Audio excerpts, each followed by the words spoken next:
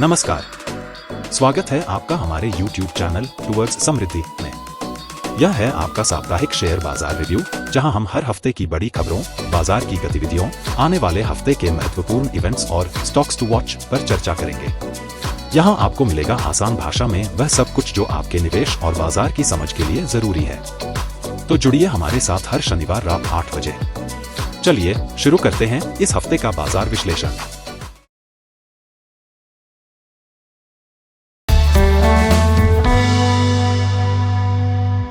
Nifty 50 के वर्तमान chart पर नजर डालें तो यह पिछले हफ्ते 2.39% गिरकर 23,431.50 पर बंद हुआ। चार्ट में दिखाया गया है कि निफ्टी ने 23,686 पी लेवल के नीचे बंद किया है, जो एक महत्वपूर्ण सपोर्ट लेवल था। अगर यह गिरावट जारी रहती है तो अगला प्रमुख सपोर्ट S1 21,095.55 और S2 18,570.75 पर है। RSI 14 वर्तमान में 43.53 पर है, जो कमजोरी दर्शाता है। रेसिस्टेंस की बात करें तो R1 26,265.30 और R2 28,826.60 के बीच रास्ता कठिन दिखता है। निवेशकों को सतर्क रहकर अगली रणनीति तय करनी चाहिए। बैंक निफ्टी के चार्ट में 10 जनवरी 2025 को समाप्त हुई साप्ताहिक कैंडल ने 4.42% गिरावट के साथ 48,734.15 पर क्लोज किया। चार्ट में हेड एंड शोल्डर पैटर्न साफ दिख रहा है, जो एक बेरिश संकेत है।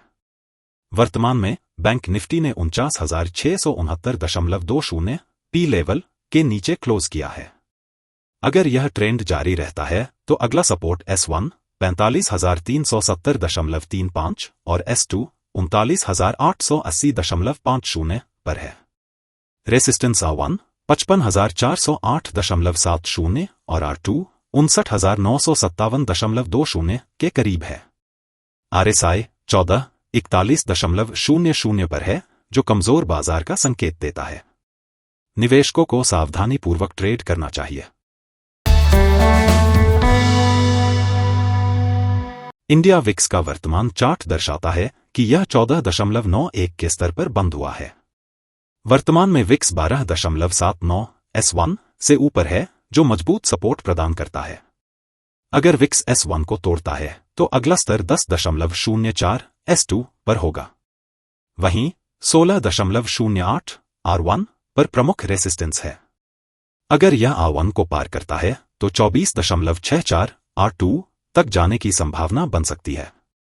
विक्स का स्थिर रहना मार्केट में कम वॉलेटिलिटी और स्थिरता का संकेत है। यदि विक्स बढ़ता है तो अनिश्चितता बढ़ सकती है। USD INR का वर्तमान चार्ट दर्शाता है कि यह 86.14 पर बंद हुआ है, जो 2.618 फिबोनाची स्तर 86.23 के बहुत करीब है।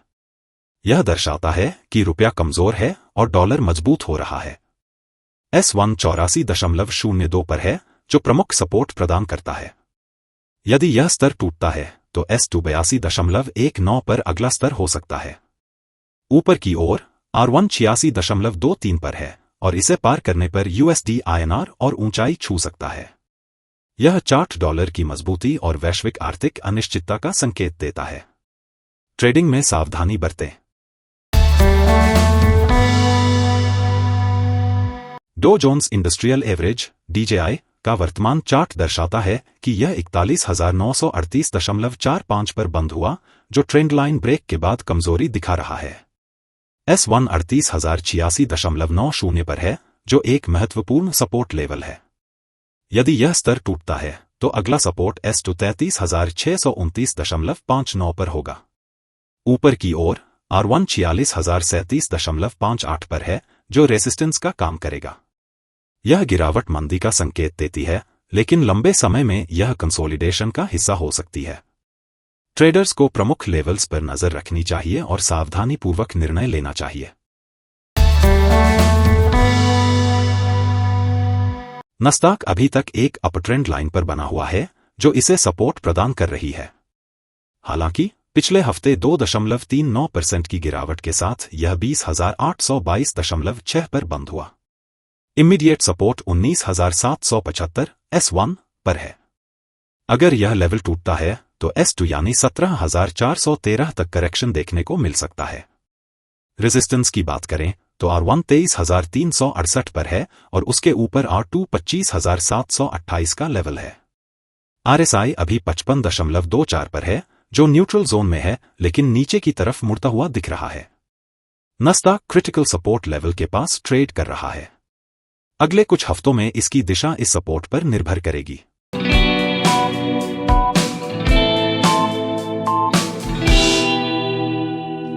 इस हफ्ते भारतीय और ग्लोबल फाइनेंशियल मार्केट में कई अहम घटनाएं देखने को मिली जिन्होंने निवेशकों और कंपनियों के फैसलों को प्रभावित किया।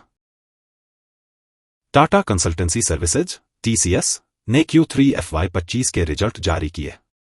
कंपनी ने 12,000 रुपये करोड़ का नेट प्रॉफिट रिपोर्ट किया जो एनालिस्ट की उम्मीदों से थोड़ा बेहतर है। डिजिटल ट्रांसफॉर्मेशन प्रोजेक्ट्स में बढ़ोतरी से कंपनी का प्रदर्शन मजबूत रहा। अडानी ग्रीन एनर्जी ने राजस्थान में 2 GW का सोलर प्रोजेक्ट सेटअप करने के लिए एक बड़ी इंटरनेशनल पार्टनरशिप का ऐलान किया। यह डील ग्रीन एनर्जी सेक्टर में कंपनी की स्थिति को और मजबूत करेगी। इन्फोसिस ने नए साइबर सिक्योरिटी सॉल्यूशंस लॉन्च किए जो बढ़ते डिजिटल खतरों को कम करने में मदद करेंगे। इससे कंपनी के डिजिटल सर्विस पोर्टफोलियो को मजबूती मिलेगी।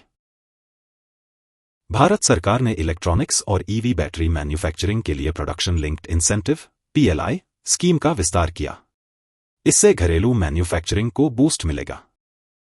माइक्रोसॉफ्ट और गूगल ने लागत कटौती के लिए हजारों कर्मचारियों को हटाने का ऐलान किया। साथ ही दोनों कंपनियों ने AI और मशीन लर्निंग पर ज्यादा फोकस करने की योजना बनाई।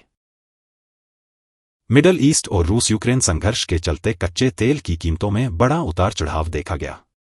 इससे एनर्जी सेक्टर पर असर पड़ा। चीन की इकोनॉमिक ग्रोथ स्लो होने के संकेत मिले जिससे ग्लोबल सप्लाई चेन और मेटल सेक्टर पर प्रभाव पड़ा। एप्पल ने अपने नए AR/VR हेडसेट के लॉन्च का ऐलान किया। टेक इंडस्ट्री में इसे गेम चेंजर माना जा रहा है। इस हफ्ते का फोकस कंपनियों के तिमाही नतीजों, सरकारी नीतियों और ग्लोबल इवेंट्स पर रहा। टेक और ग्रीन एनर्जी कंपनियों ने निवेशकों का ध्यान खींचा जबकि मैन्युफैक्चरिंग और एनर्जी सेक्टर को चुनौतियों का सामना करना पड़ा। आने वाले हफ्तों में इन घटनाओं का प्रभाव जारी रहेगा।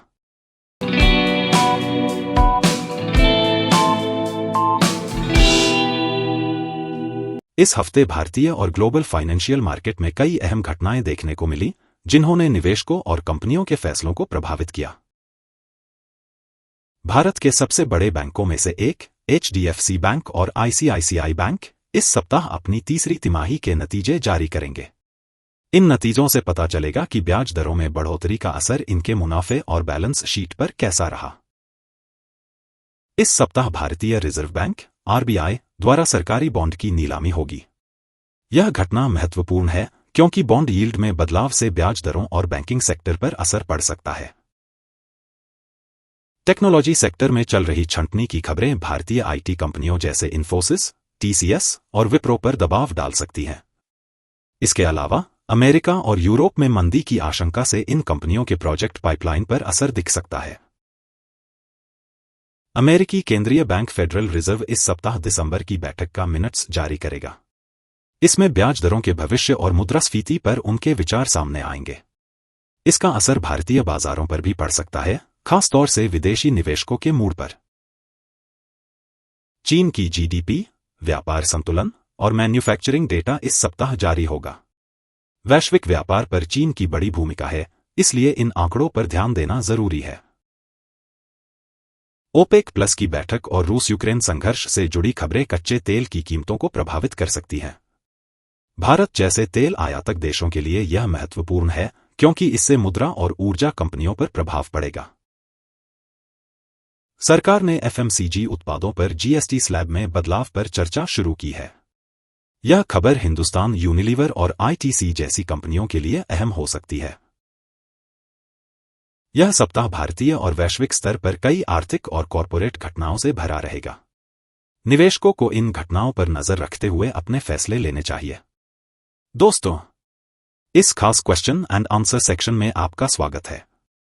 यह एक अनोखा सेगमेंट है जहां अगर आपके पास शेयर बाजार से जुड़े कोई भी सवाल हैं तो आप उन्हें हमारे कमेंट सेक्शन या टेलीग्राम में पूछ सकते हैं। आपके सभी सवालों के जवाब हमारी एक्सपर्ट टीम द्वारा दिए जाएंगे। तो दोस्तों, चलिए शुरू करते हैं आज का question and answer section. Kanpur से राजू श्रीवास्तव जी ने टाटा पावर पर सवाल किया है। हमारी एक्सपर्ट टीम का यह जवाब है। टाटा पावर के शेयर में इस सप्ताह भारी गिरावट दर्ज की गई और यह 10.16% गिरकर 356 रुपये 35 पैसे पर बंद हुआ। चार्ट से यह संकेत मिलता है कि शेयर ने प्रमुख सपोर्ट और रेजिस्टेंस स्तरों को तोड़ा है, जो आगे दबाव को दर्शाता है। सपोर्ट और रेजिस्टेंस स्तर। प्रमुख रेजिस्टेंस 402 रुपये। महत्वपूर्ण सपोर्ट 309 रुपये 70 पैसे और 227 रुपये 5 पैसे। मौजूदा स्तर 402 रुपये के रेजिस्टेंस के नीचे है, जिससे यह संभावना बनती है कि शेयर 309 रुपये 70 पैसे के सपोर्ट तक गिर सकता है। यदि यह सपोर्ट भी टूटता है तो 227 रुपये 5 पैसे अगला संभावित स्तर होगा। RSI 35.79 पर है, जो दर्शाता है कि शेयर ओवरसोल्ड जोन के करीब है। यह क्षेत्र संभावित रिकवरी या और गिरावट की संभावना को इंगित करता है। गिरावट के साथ भारी वॉल्यूम देखा गया, जो मजबूत बिकवाली दबाव का संकेत देता है।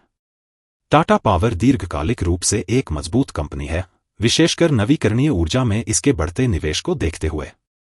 हालांकि मौजूदा आर्थिक परिस्थितियों और बिजली क्षेत्र की चुनौतियों के कारण कंपनी पर अल्पकालिक दबाव देखा जा रहा है। वर्तमान में निवेशकों को लंबी अवधि के दृष्टिकोण से स्थिति का विश्लेषण करना चाहिए। कंपनी के आगामी तिमाही नतीजों और सेक्टर से जुड़ी खबरों पर नजर रखना बेहद जरूरी है। कीमतों में स्थिरता आने के बाद ही आगे की रणनीति बनाई जा सकती है। ITC के बारे में मालदा से रेनू जी का सवाल आया है। पेश है हमारी एक्सपर्ट टीम की राय। ITC का स्टॉक फिलहाल एक कंसोलिडेशन फेज में है। चार्ट के अनुसार मेजर सपोर्ट लेवल 390 के आसपास है, जबकि इमीडिएट रेजिस्टेंस 450 से 460 के जोन में है। पिछले हफ्ते स्टॉक ने 444.90 पर क्लोज किया, जो लगभग 2.13% की गिरावट को दर्शाता है। ITC और ITC होटल्स के डीमर्जर के बाद दोनों एंटिटीज अपने अपने सेक्टर्स में फोकस कर रही हैं।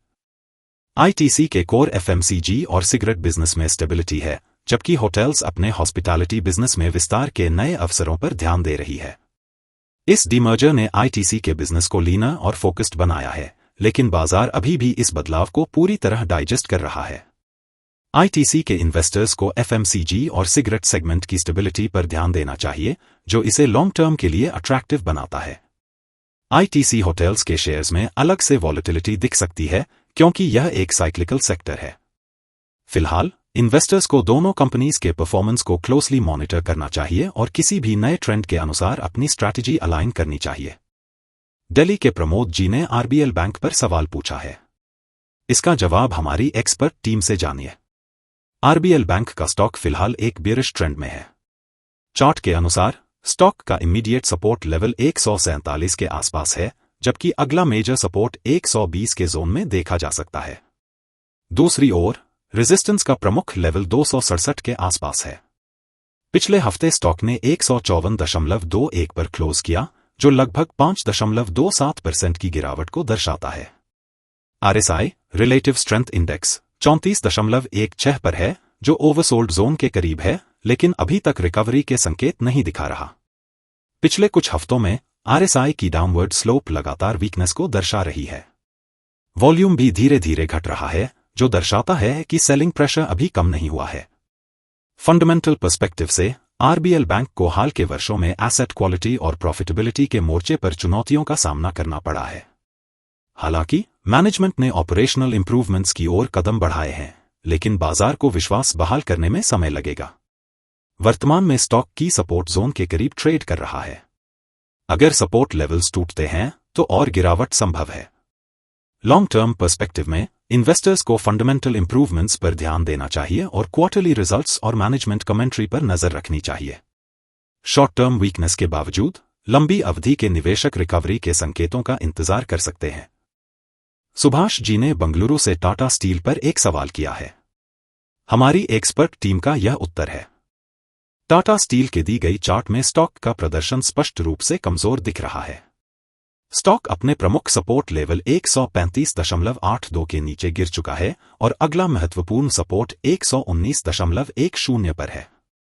यह दर्शाता है कि अगर कीमत 119.10 से नीचे जाती है तो और गिरावट संभव है। तकनीकी दृष्टि से स्टॉक का RSI रिलेटिव स्ट्रेंथ इंडेक्स 32.93 पर है, जो यह संकेत देता है कि स्टॉक ओवरसोल्ड जोन में है। यह संभावित रूप से एक सुधार का संकेत हो सकता है, लेकिन पुष्टि के लिए कीमत के स्थिर होने का इंतजार करना होगा। फंडामेंटल दृष्टि से टाटा स्टील एक मजबूत कंपनी है, लेकिन मेटल सेक्टर में मांग और कीमत में उतार चढ़ाव कंपनी के मुनाफे को प्रभावित कर सकते हैं। वैश्विक आर्थिक मंदी और चीन की मांग में गिरावट के कारण मेटल सेक्टर पर दबाव बना हुआ है।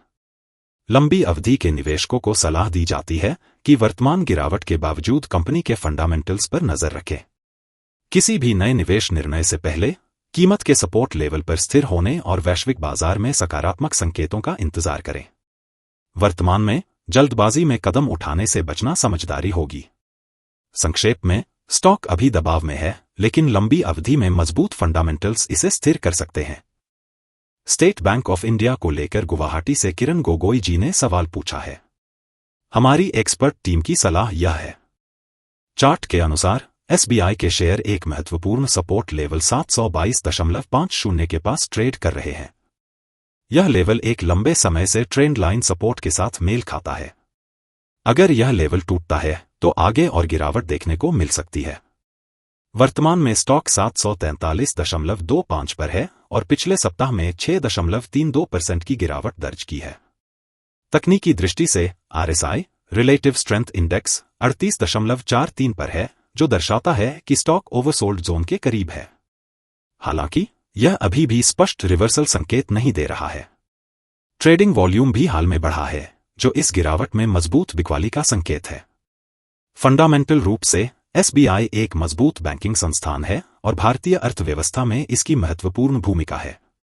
बैंक की वित्तीय स्थिति स्थिर है, लेकिन ब्याज दरों में उतार चढ़ाव और NPA नॉन परफॉर्मिंग एसेट्स का स्तर इसके प्रदर्शन को प्रभावित कर सकता है।